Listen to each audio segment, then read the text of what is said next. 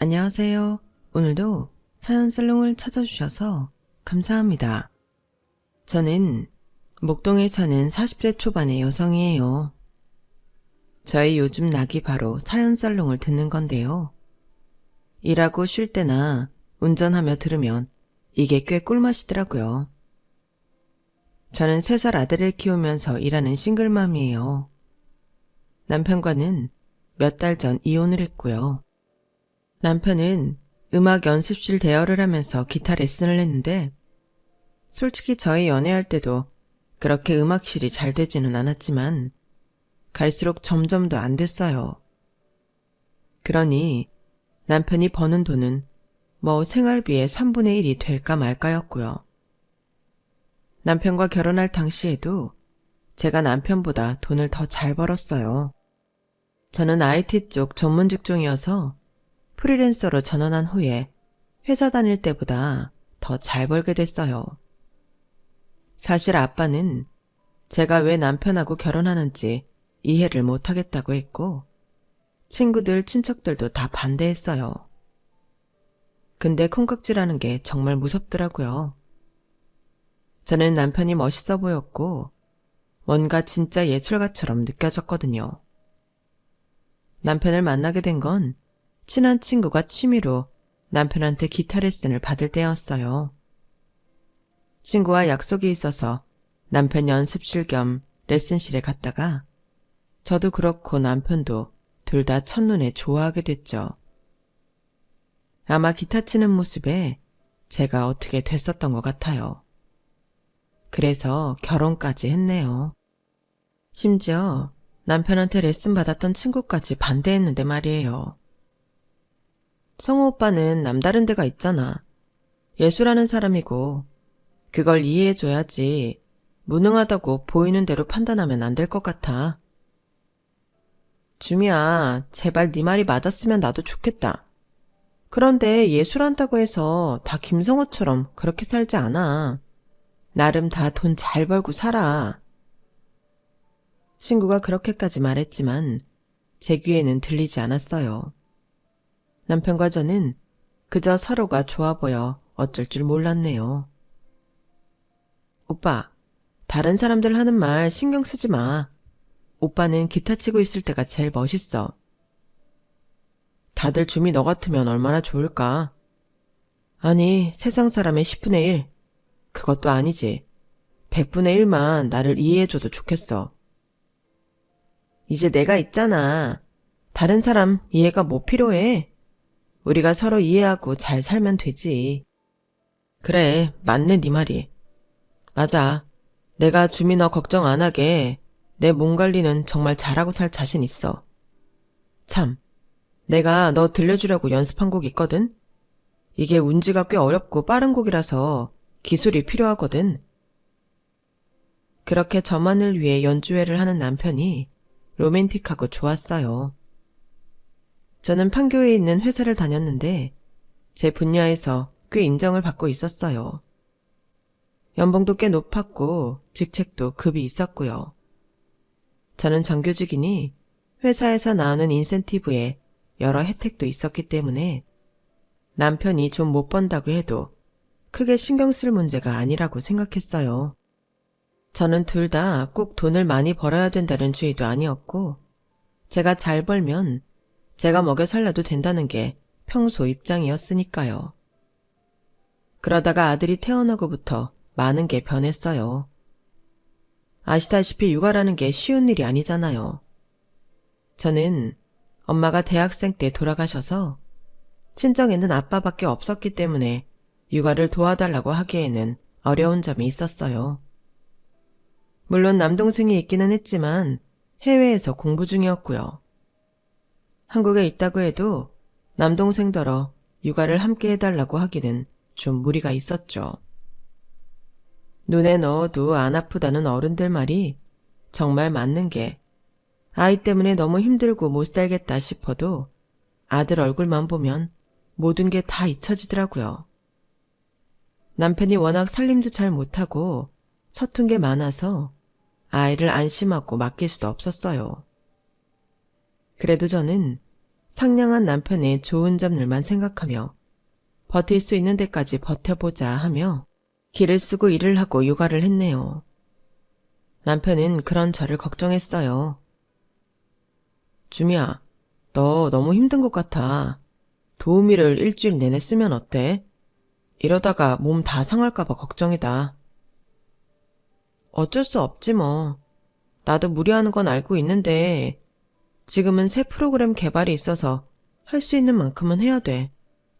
오빠가 집안일 서툴고 어려워하는 거 아는데 우리 준서 신경 좀 써줘. 오빠가 잘 놀아주는 건 알지만 그래도 잘 좀 부탁해. 그건 걱정하지 마. 내가 준서한테 다른 건 못해줘도 놀아주는 건 잘할 수 있어. 준서 보고 있으면 레슨 시간도 까먹는다니까? 고마워. 준서 걸어다니면서 활동 반경도 넓어지는데 오빠가 잘 봐줘서 다행이야. 생각해보면 아빠가 자기 자식 돌보는 게 당연한 건데 저는 왜 그렇게 고마워한 건지 모르겠어요. 하도 할 줄 아는 게 없으니까 그것만도 감지덕지 했던 것 같네요. 남편은 아이랑 있으면 기타 레슨 시간도 있는다고 말을 했지만 사실 그 무렵 남편한테 레슨 받는 사람은 정말 한 손에 꼽을 정도로 적었어요. 그럼에도 저는 그런 남편이라도 있는 걸 든든하게 생각했고 제 버팀목이라고 여겼죠. 하지만 시간이 갈수록 연습실을 대여해서 쓰는 사람들도 적어졌고 남편의 수입은 거의 없는 지경까지 이르렀어요.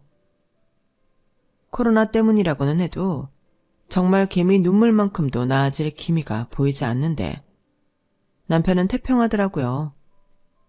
오히려 제가 연습실 월세에 유지 관리비 걱정을 하고 있었고요. 자기 연습실만이라도 챙기게 대리운전 같은 거라도 했으면 싶었지만 남편은 그러면 피곤해서 연습할 시간도 줄어서 힘들다고 울상이더군요.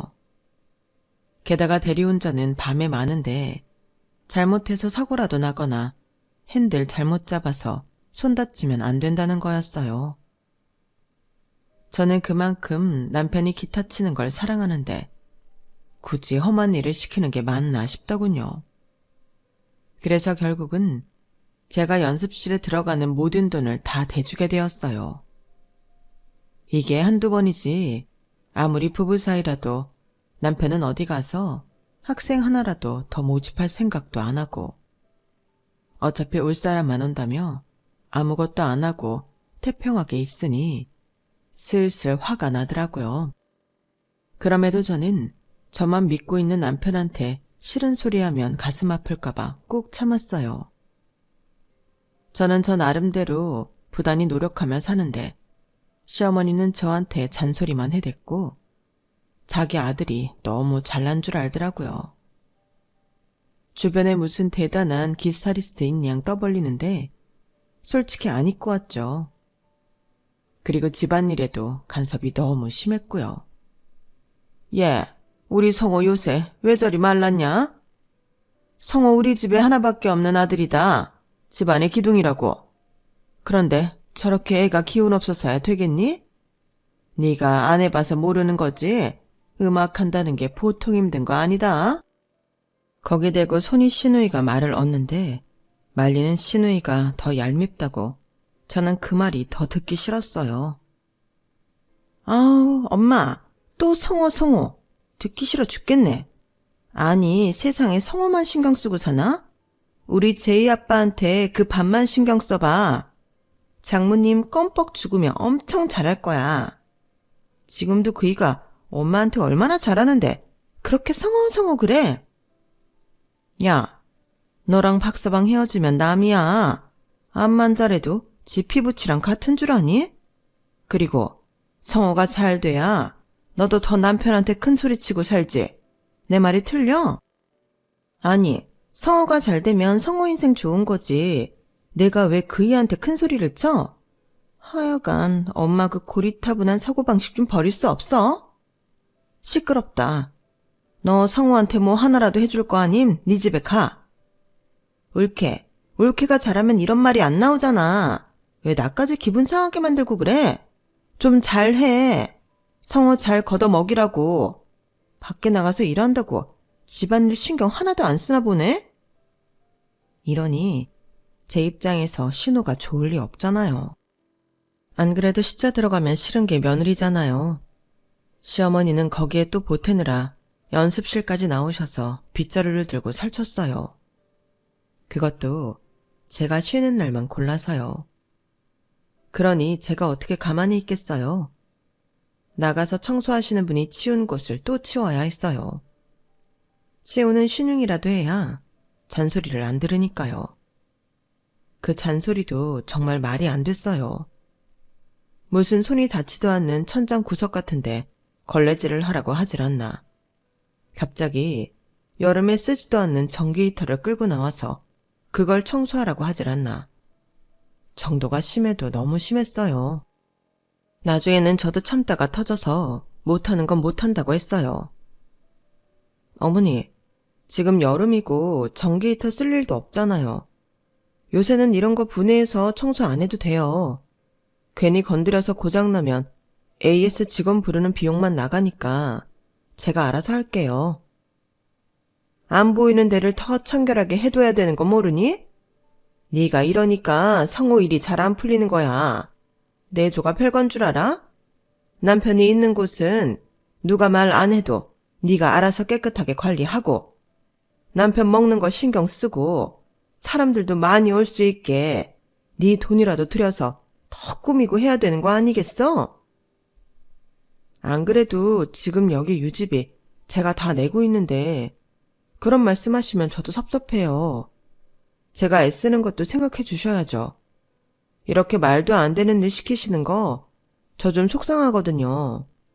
어머니, 왜 항상 제가 쉬는 날만 이 사람 연습실에 나오셔서 이러시는데요? 내가 별뜻 있겠냐? 우리 성호 잘 되라고 하는 거지. 네가 잘해봐. 그래서 우리 성호가 잘 나가고 있어봐. 그럼 내가 이러겠어? 너도 참 너다.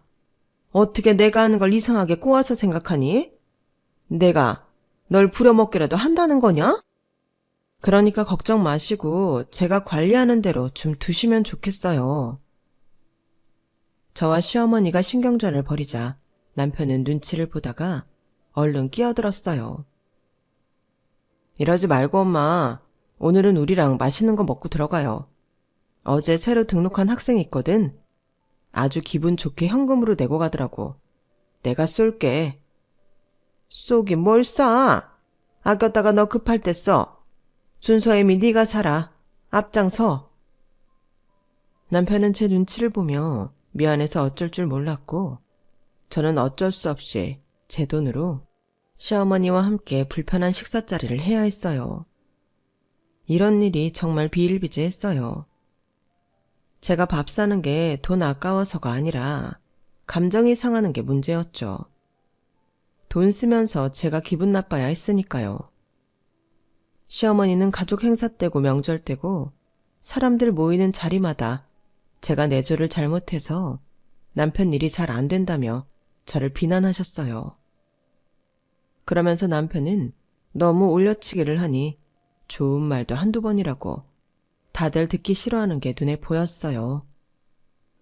그런다고 학생들이 더 오거나 연습하러 오는 사람들이 많은 것도 아니었고요. 그럼에도 시어머니는 저한테 자꾸 남편 연습실에 뭘 사다 놓으라고 닥달을 했어요.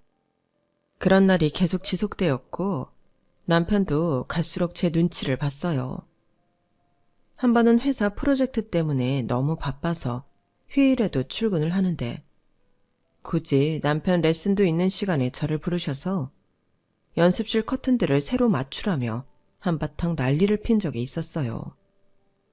그날은 참다가 나중에 남편한테 한마디 했네요. 나 요즘 프로젝트 때문에 정신 없는데 어머니가 갑자기 불러대시니 솔직히 너무 힘들어. 나 지금 상태 어떤지 오빠도 알잖아. 오빠라도 어머니 좀 말리면 안 돼? 오빠가 아무 말도 안 하니까 더 하시는 것 같아.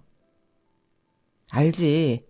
나도 너무 미안한데 엄마가 내가 말한다고 들어야 말이지.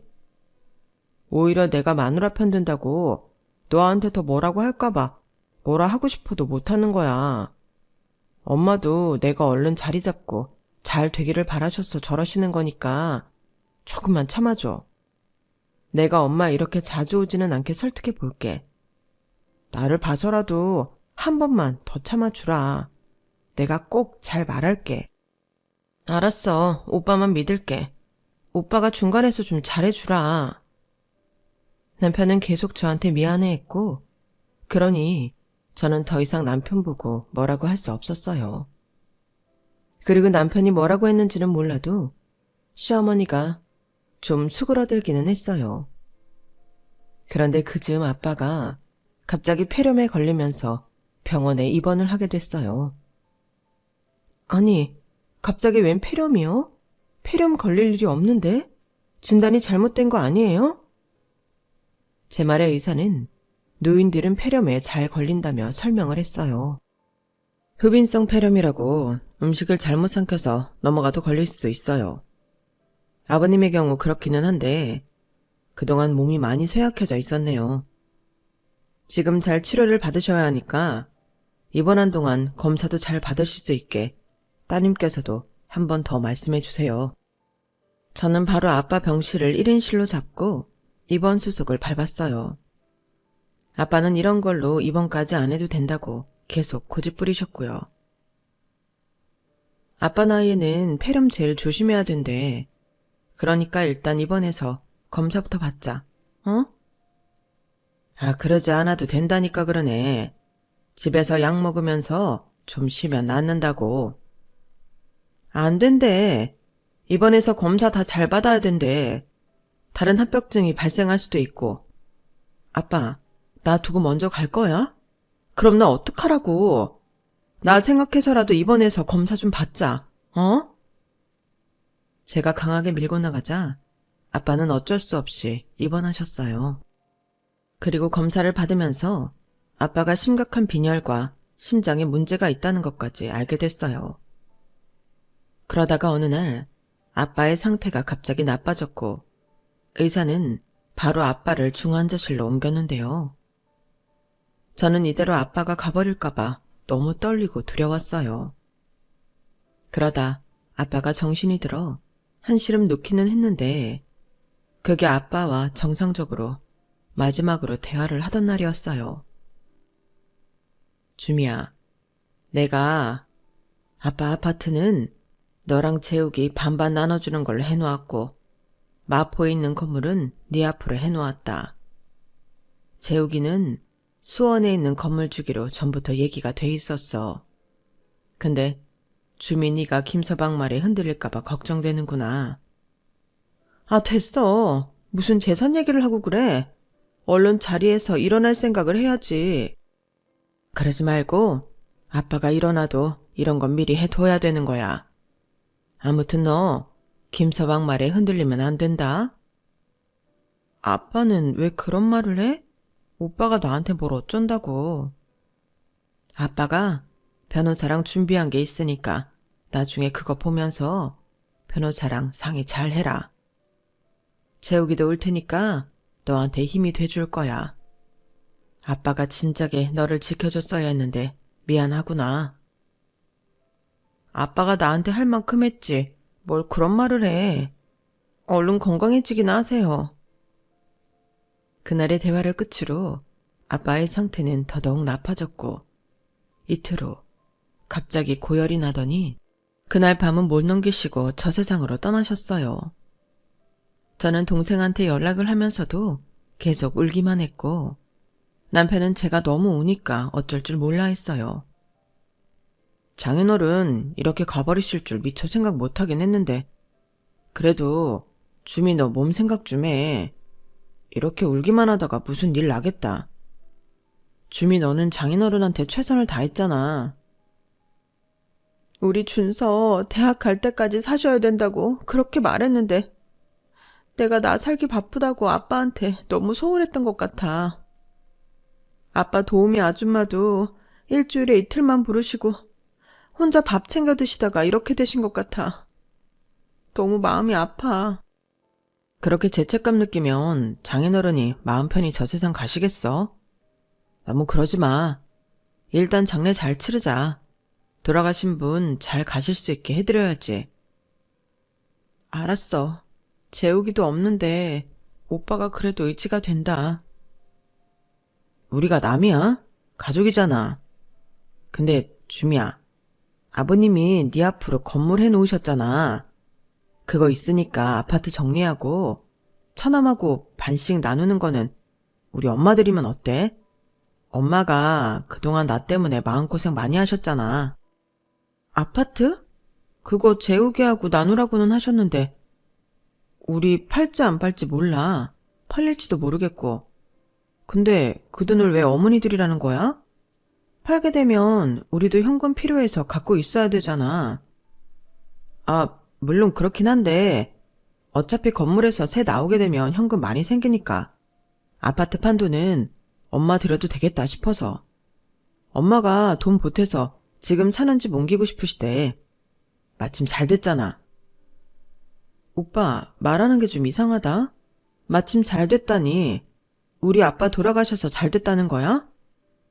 에이, 그럴 리가 있어. 아니야, 오해는 하지 마.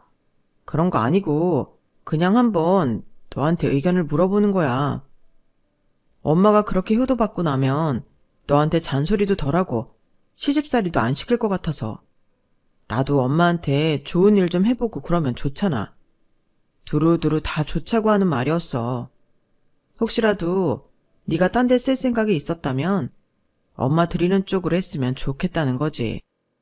어차피 우리는 건물에서 나오는 것만으로도 충분하지 않겠어? 그게 다 얼마야? 그렇구나. 오빠 말 뜻은 이해했어. 근데 재욱이 온 다음에 오빠랑 변호사랑 재욱이 다 같이 봐야 되니까 그건 알고 있어. 일단 아빠 잘 보내드리자고. 어? 처남하고 다 같이 변호사를 만난다고? 아, 그래? 너도 다 생각하는 게 있었구나. 그래, 일단 장인어른 잘 보내드리자. 남편은 제가 말한 솥뜻은 알지도 못한 채 아주 얼굴빛이 환해져서 조문객한테 적극적으로 인사를 하더군요. 이전하고는 딴 사람이 되어서요. 그리고 장례 치르고 난 후에도 저한테 보약까지 지어주면서 잘 먹고 집에서 좀 쉬라는 거였어요. 제가 건강해야 된다나요? 갑자기 철든 것처럼 행동을 하더라고요. 그러면서도 계속 저한테 동생하고 아파트 팔기로 한 건 어떻게 됐는지 떠보더라고요. 재욱이도 어차피 몇 년 더 미국에서 공부해야 되니까 그냥 파는 것도 나쁘지 않겠다고 하더라고. 그래서 팔기로 했어. 그래, 잘 생각했어. 갖고 있어봤자 골치만 아프지 뭐. 안 그래? 미주 너는 좀 잘 챙겨 먹고 건강할 생각만 해. 오빠가 그렇게 말해주니 진짜 고맙네. 나 그래서 이참에 회사 관두려고 해. 그동안 너무 소진한 것 같아. 쉬면서 준서도 더 잘 돌보고 집안일도 좀 하고. 회사를 그만둔다고? 아, 그래? 왜? 뭐 불만이야? 왜 이렇게 반응이 떨떠름해? 아니야. 떨떠름할 게 뭐 있어. 그래. 우리한테는 건물이 있잖아. 주미, 너는 원하는 만큼 푹 쉬어도 돼. 엄청 봐주는 것 같다. 오빠는 맨날 쉬었으면서. 어째 너 말에 좀 가시가 있는 것 같다? 그렇게 들었어? 나는 별 뜻 없이 한 말인데. 오빠가 괜히 자격지심 있는 거 아니야? 아, 아니야. 나 그렇게 안 들었어. 알았어. 푹 쉬어주미야. 저는 아빠 돌아가시기 전부터 남편한테 꿍꿍이가 있다는 걸 눈치채고 있었어요. 하지만 너무 티를 내면서 남편을 몰아붙이면 어떤 거짓말을 하고 얼버무릴지 몰라 일부러 능척을 떨며 남편이 어떻게 나오는지 지켜봤어요. 그렇게 시간이 흐르고 남편이 고대하고 고대하던 동생과 변호사를 만나는 날이 되었어요. 기대에 가득 찬 표정이었던 남편이 변호사가 하는 말에 완전 표정이 썩는데 진짜 볼만하더라고요. 김성호 씨, 저는 고 이정섭님이 선임한 박성호 변호사입니다. 이정섭님의 유산 문제와 함께 이번에 김성호 씨와 이정선님 따님인 이주미 씨의 이혼 소송을 맡게 되었습니다. 네? 아니, 앞에 말은 알겠는데 뒤에 이혼이라뇨. 그게 무슨 말이죠? 그러자 동생이 나서서 자료들을 한 뭉치 내놓았어요. 거기는 남편이 웬 남자들하고 재개발 지역을 다니는 사진들이었어요. 그리고 계좌 거래 내역도 있었고요. 매영, 아니 김성호 당신이 몰래 신혼집 담보 잡혀서 그 돈으로 재개발 지역 투기했다가 망했잖아. 그래놓고 사채 얻어다 쓰고 그 돈 감당 안 되니까 누나 도장하고 신분증 몰래 빼돌려서 또 빚지고, 그거 우리 누나한테 다 덤탱이 씌우려고 한 거 아빠가 몰래 조사해서 자료 다 모아놨거든. 나도 그 얘기 듣고 얼마나 열불나는 줄 알아? 그러니 아빠는 어떠셨을까? 아빠가 그렇게 갑자기 아파서 돌아가신 거 당신 때문에 스트레스 받아서 그랬을 거야, 이 나쁜 자식아. 아니, 그게 아니에요. 아니야, 천아. 뭔가 잘못한 거야. 오해야, 오해. 김성호 씨, 사채 빌려준 거 사장한테도 다 확인했고, 이 사진 쪽 사람들한테 당신이 투기했다는 거 다 확인받았어요. 그러니까 이제 여기에 서명하시죠. 그러면 바로 이혼 성립되고요. 나중에 소송 관련을 다시 알려드리겠습니다. 아, 안 돼. 안 돼. 이렇게는 못 헤어져. 나 이럴 수는 없어. 이러면 내 인생 끝이라고. 내가 그 아파트 돈이랑 건물 그것 때문에 얼마나 배알이 꼴리는 거 참고 살았는데 이럴 수는 없어. 그 말을 듣고 저도 끼어들었어요. 맞아, 오빠 그랬더라. 아빠가 조사 의뢰한 흥신소가 일을 되게 잘해서 말이야. 오빠가 어머니랑 말하는 것도 다 녹음했더라고. 저는 그러면서 녹음을 들려줬어요. 그래서 사돈만 죽으면 그 돈 다 우리 거 된다는 거지? 이제 그때가 온 거지? 맞아, 엄마. 그러니까 주민 좀 그만 갈고. 저러다가 나랑 별거한다는 말 나올까 봐 겁나 죽겠어. 아우, 돈도 버는 애가 너무 짜게 놀고 나한테 명품 뭐 하나 제대로 사줘본 적 없잖니? 너무 얄미워서 그랬지 뭐. 그래도 조금만 참자고. 장인어른 병원에서 오늘 내일 한다니까 내가 먼저 건물부터 부동산에 내놔 볼게. 그걸 들은 남편은 얼굴이 창백해지더니 결국 그 자리에서 무릎을 꿇고 싹싹 빌었어요. 미안해 주미야. 내가 잠깐 어떻게 됐었나 봐. 하도 돈도 못 벌고 그게 짜증나고 답답해서 그것 때문에 일을 저지른 것 같아. 잘못했어. 이렇게 빌게. 어? 한 번만 용서해주라.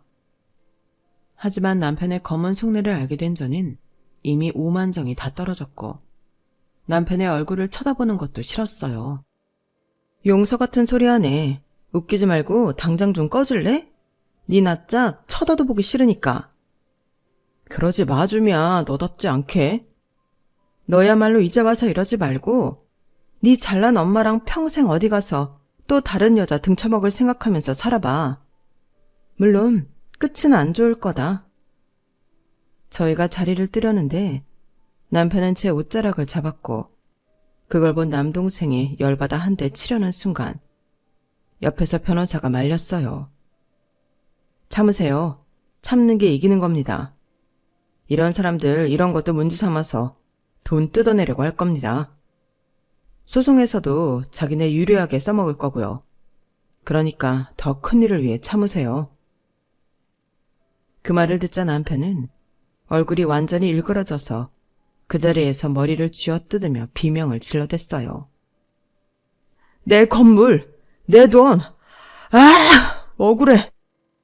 언제부터 그게 자기 건물이고 자기 돈이었다고 저렇게 말을 하나요?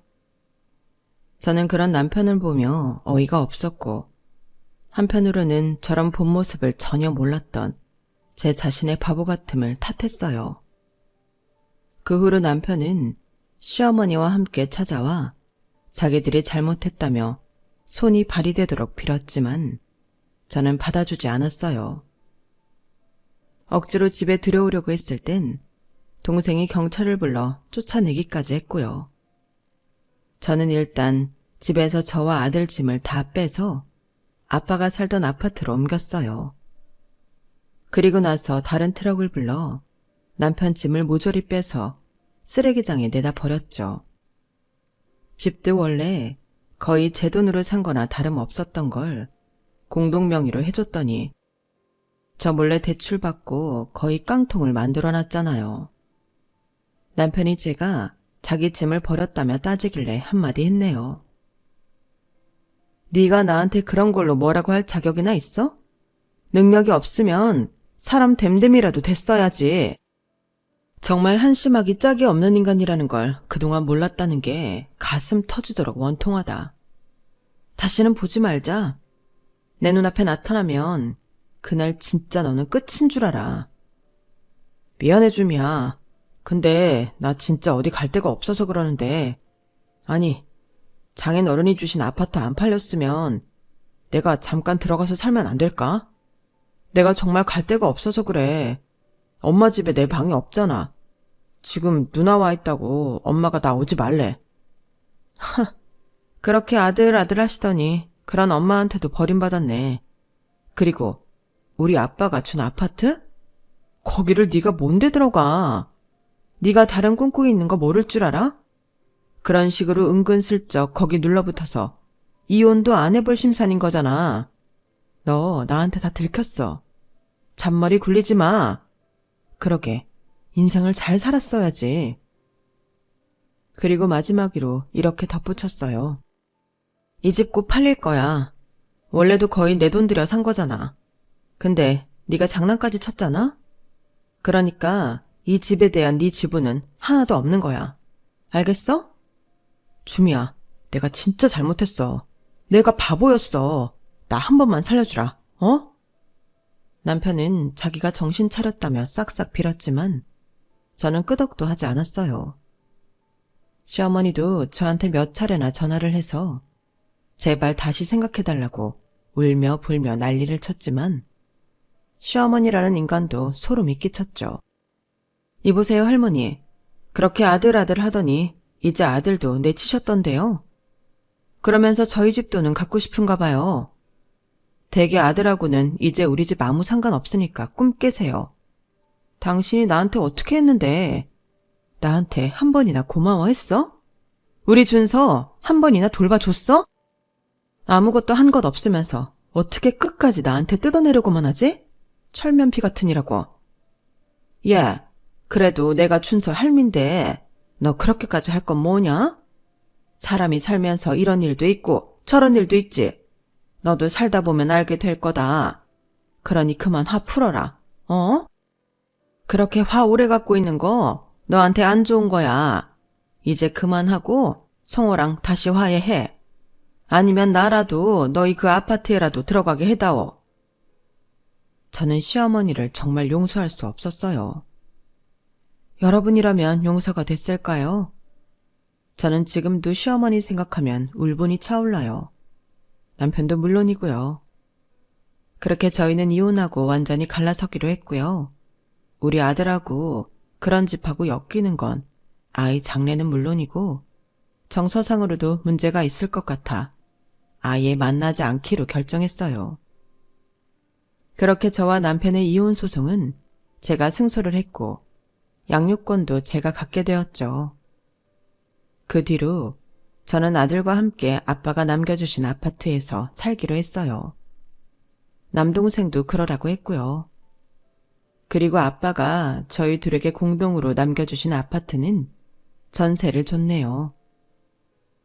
저처럼 이혼하고 혼자 아이 둘을 키우는 엄마인데 그분 사연도 참 만만치 않아서 동병상련의 마음이 생겼다고 할까요? 제가 시세보다 조금 더 싸게 해서 기본 계약 연수도 더 길게 해서 계약했어요. 동생도 찬성했고요.